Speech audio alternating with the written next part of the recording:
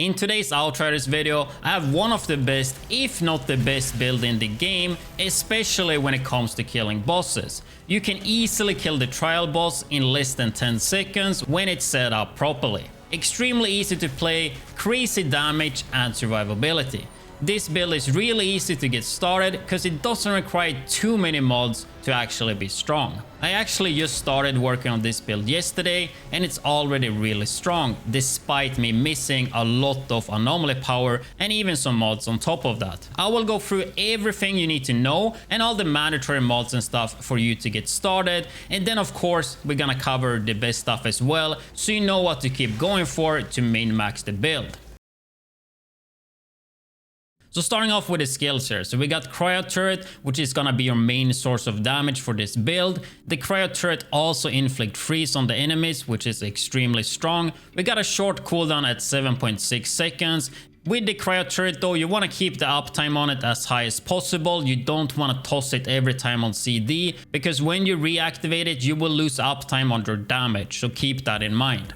We got the second skill, which is the Blighted Turret. This one will inflict toxic and some damage. The main use of the Blighted Turret though is to just keep buffs and talents upright. So this one you basically want to use on cooldown. The damage on this is not going to be that great. Then we got the third talent. I prefer to use Blighted rounds. This will also impact toxic on the enemies, right? But it will also give us an anomaly power increase for the turret, which we will see later on. For bosses, I would definitely recommend that. If you're doing ad clear or full rounds, I would definitely recommend Cold Snap, so you can get some better and faster AoE clear. But since we have Cryo Turret, we are gonna have 100% uptime on freeze on bosses, so I don't recommend it for boss kills. We take a look here at the skill tree. We're gonna be focusing on the middle tree this time around, but we are gonna go a little bit up and also a little bit down. So we're gonna go up here as usual as the firepower build, right, for the vulnerability, which is really good. You do have another node here for freeze, but the toxic is gonna be more affected, but we're gonna have more and better uptime on the toxic, so I definitely recommend that instead. We take the tree from the beginning, I guess. Max health, cooldown reduction, max health, freeze damage, max health again. We go down here for wipeout, so enemies below 30% health receive 20% more damage. Get some anomaly power, and then all the way down here to increase our anomaly power by 30% for 10 seconds when we use the DK skill, which is gonna be in this case the Blighted Turret, right? Go back here, more cooldown, max health, freeze afflicted on enemies last longer, weapon leech, armor, increased healing, enemies with freeze receive 30% more damage, and then lastly overclocked, which gives us more anomaly power by 40% when we use a gadget, right? So Cryo Turret in this case, or Cold Snap. So we gotta use that at least like every 10 seconds for the anomaly power. And yeah, we spec here a bit for anomaly power as well into resistance piercing, and that's basically the skill tree. We take a look at the PAX points here. So I go upper tree. So firstly, initial striker. So activating skills increase anomaly power by 10% for 5 seconds. So here we're gonna get that by the Blighted Turret spam, right? Going down here to lethal devices, which is doing crazy damage. So the Cryo Turret in this case will inflict toxic to enemies hit and deal additional 5% of anomaly power as damage if toxic was refreshed. And this will just do a lot of damage, especially if you check the end screen, you will see how much damage this does. It's actually crazy. Then we have Painkiller for that health regen. Going up here, inflicting toxic on an enemy has a 100% chance to inflict a random additional status.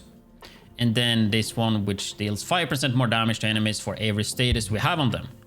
What I did test and got recommended by a viewer was to take away these two, and I would go this one right here. So every 5% of your missing health increase your weapon leech and skill leech. Not that impressive, right? But if you go down here, your anomaly power is increased by 100% of your skill leech. So if you would get a lot of skill leech, you can go this route. It's not the biggest difference in kill on the boss when I tested earlier. This one was, however, a bit faster for my build, but it could be worth for you guys if you are testing it. And depending on how your build is set up, maybe you would get the faster kill with this one, but I kind of doubt it. I thought it was at least worth to mention this. Like, this is not too bad either. Going into the Ascension tree, pretty straightforward. So you want to make sure you get anomaly damage, then anomaly power, then status power. You want to get damage to elites as well. And then depending on your build, I guess you can get resistance pairs, for example. And then whatever you want, really. But that's how I would prioritize it. So moving on, the gear set we're gonna be using is the new Technomancer set called Techmonger. The pieces we want to use is the mask, chest and pants, since they all come with pretty good talents and they also have ideal stats, being anomaly power and status power. Those two are crucial for this build. As the third talent, you want to go cooldown reduction, but you can also get skill leech. The gloves and boots comes with max health, so you want to get purples on those ones. Since I only started farming this build yesterday, I have not gotten the purples yet, since I'm mainly farming the end boss for really efficient farming. Check out my video covering the best farm on my channel if you're interested in that. So since the gloves and boots are not purple, I am missing anomaly power on those pieces, but despite that, the build still works crazy good. So that covers the gear sets and the stats, so let's move on to the mods, starting with the weapon. You want to make sure you have status power on the weapon, since we're gonna transform that status power into anomaly power and damage for the turret. For the weapon mods, there is two mods that is mandatory for this build. One being Fortress, that increases your damage by 20%. And then we have Mage's Rage, that increases your anomaly power by 40% total by hitting crits. So you want to make sure you tap some headshots to keep that buff up. Having those two will be more than enough, but as a third, I would recommend using a mod that does damage plus a status effect, like Omen and Firestorm for example. The reason you want to have damage and status effect is because it will open you up to use corresponding status damage mod on the gear. Or you can use a flat damage mod like Dimensional Rockets. Just try to get something useful as a third talent if possible. And you can even use like a SMG in this case, because we're not gonna be firing the gun too much, we're just gonna be tapping it. But that covers the weapon mods though. So let's take a look at the gear mods that are focused on skills first, starting with the cryo turret. So we have Double Trouble, which adds another barrel to the turret, Twins, that allows you to use two turrets at the same time, Hail Shot, that increases the turret damage based on status power, hence why we want to have status power in this build, Improved Coolant, that doubles the fire rate, and lastly, increased damage. When it comes to the Blighted turret, I actually don't use any mods, mainly for the reason that we mainly want to use Blight turret on cooldown, which is around 3 seconds, so we're not gonna get that much efficient uptime tossing it around all the time. When it comes to Blighted rounds, I use To The Bone for 15% anomaly power increasement when it's active, hence why we don't want to full auto the gun, but just tap it for those crits. And then we have the Alchemical Mastery for more anomaly power based on status power once again. If you want to use Cold Snap, which I would definitely recommend for Ad Clear, I would recommend Ice Cycle Storm and Long Winter for better AoE clear. I personally do not use these in my build though, because I mainly use this build for killing the boss. Looking at some more general mods, we have Captain Hunter for elite damage, and also Arms and Anomaly for a huge anomaly power increasement when we crit. So make sure you tap a headshot every 6 seconds. Taking a look at status mods, we're gonna prioritize Toxic and Freeze, since we're gonna have 100% uptime on those from the turrets and also the Blighted rounds. Starting with Toxic, we have Euthanizer, Virulent Compound and Radical Therapy. When it comes to Freeze, we have Chatter and also Freezing Boost. I would prioritize the highest value mods here, and depending on your weapon, you can add the corresponding status effect. So in my example, I have Firestorm on the gun, so I have like 100% uptime on burn, so I will add in Bullet Kindling for the 12% burn damage here. Preferably, I think I want to have Omen on this weapon, so I could add Tainted Blood for that 16% bleed damage, while also getting that 10% damage amp from Omen itself. But those are the gear mods and weapon mods I would go for, and I guess I can put some extra ones on the screen that could also work depending on what you guys have. So with all that covered, we can take a quick look at my current gear setup. I'm not gonna talk too much here because I already covered how the talents and all that works, right?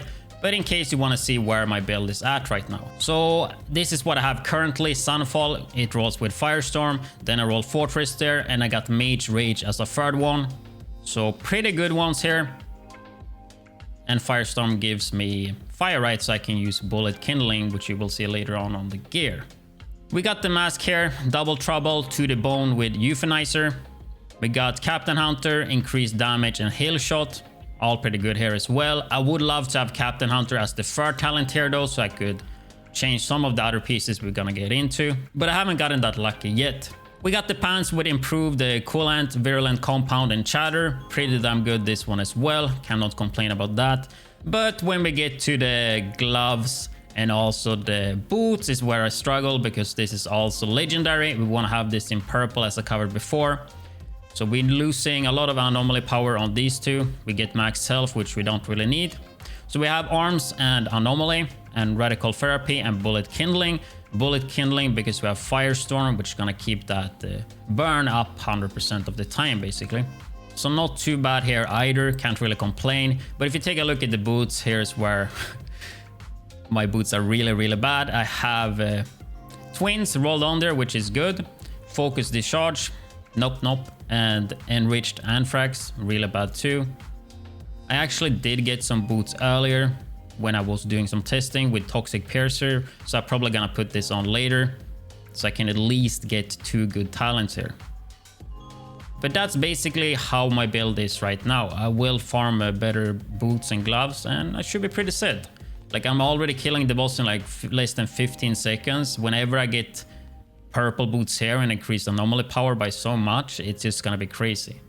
That's 170,000 more anomaly power, and then with the added scaling of the talents and skills, it's gonna go through the roof. But yeah, that's gonna be it. You can also catch me playing it live at twitch.tv/widdz, where I also answer questions and I usually do a few carries here and there as well. You can also drop a comment below on this video and I will try to answer it as fast as possible. Make sure you subscribe so you don't miss the next Outriders video. With that said though, I catch you guys on my stream or in the next YouTube video.